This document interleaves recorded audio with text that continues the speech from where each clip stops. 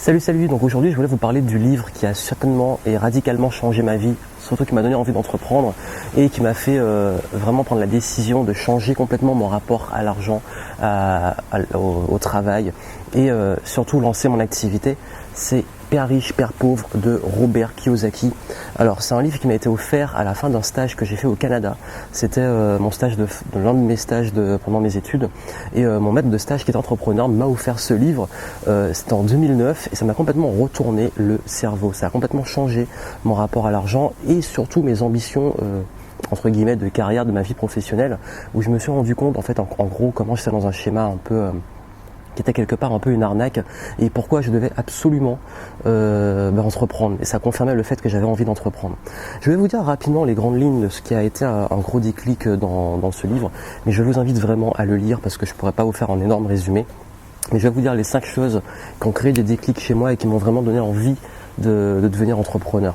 Déjà, la première chose, c'est toujours d'avoir une vision long terme. Vous savez, on pense souvent que en fait, le salariat, c'est alimentaire pour une durée limitée, mais le but, c'est de travailler et puis avoir un salaire à la fin du mois. Mais on s'arrête souvent à la fin du mois ou à la notion de salaire. Et du coup, on est toujours dans un schéma où on agit, on travaille pour être payé et pour être payé tout de suite. Mais on n'a pas cette notion des équilibres, notamment sur le long terme, notamment comme un investissement ou comme le fait de payer le prix maintenant et profiter après. On préfère toujours à être payé tout de suite. Et il y avait d'ailleurs ça me rappelle quand justement j'avais pas mal étudié la question, que beaucoup de personnes préféraient souvent si on proposait de l'argent entre avoir 100 € tout de suite ou attendre et ils ont 50% de chance d'avoir le double.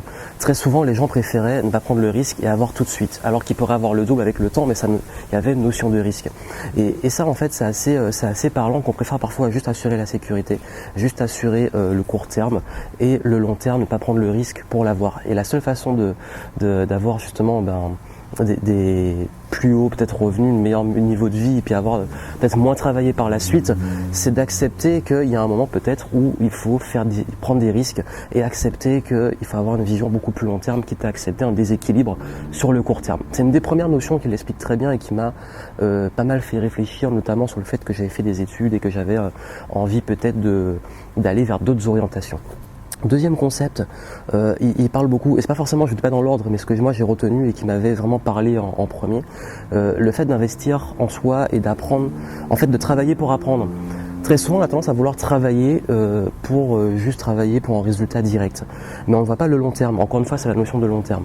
Et travailler pour apprendre, ça veut dire quoi? Ça veut dire travailler pour simplement développer des capacités, des compétences, des choses qui vont nous servir par la suite.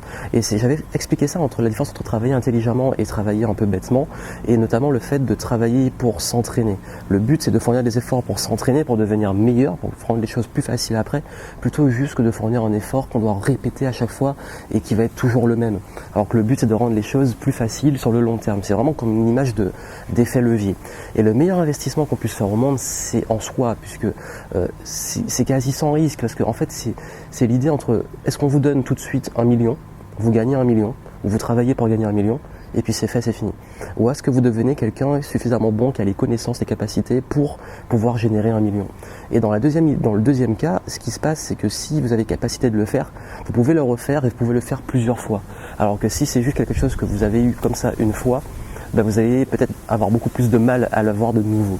Et j'explique souvent ça en développement personnel, le fait de devenir capable d'avoir un résultat, plus que de focaliser sur le résultat en lui-même. Et dans ce livre, il parle justement de travailler pour apprendre, et non pas de juste travailler tout court, d'avoir cette vision un peu old school du travail. Troisième concept qui m'a beaucoup plu, c'est ne pas travailler pour l'argent et faire l'argent travailler pour soi. Il explique bien la différence entre les actifs et les passifs. Ça, c'est une des bases de la finance, entre des dépenses et des investissements, entre le fait aussi de diversifier ses sources de revenus. Tout ça, il y a beaucoup de vent, j'essaie de cacher le micro. Tout ça, il explique très bien et permet de comprendre l'importance justement de plus être dans un schéma de dépenses ou de mauvaise compréhension de l'argent, et plus dans une démarche d'investissement. Et par rapport à ça, il amène vers le fait de saisir les opportunités et de ne pas se ruer là où tout le monde va, mais d'apprendre à observer, d'apprendre à parfois prendre des chemins un peu différents de la masse pour détecter les opportunités futures, encore avoir une vision sur le long terme. Et le 5e point que j'adore, moi, c'est surtout l'action. que rien ne vaut l'action. On attend souvent que ce soit le bon moment, on attend la perfection, on attend. On se dit je ferai plus tard ou je ferai quand j'aurai ceci ou cela. Mais souvent ça n'arrive jamais. Et il explique l'importance que le meilleur moment c'est maintenant et que rien ne vaut l'action dans ce que vous allez entreprendre. Et ça pour moi c'est vraiment en fait cet ensemble de choses, la vision long terme, investir en soi, ne pas travailler pour l'argent mais créer des sources de revenus, des sources qui travaillent pour vous, de placer en fait c'est exactement comme si vous plantiez des graines pour récolter les fruits après et de savoir où aller les planter, saisir les opportunités, observer et puis surtout agir le plus rapidement possible. C'est les concepts clés de ce livre.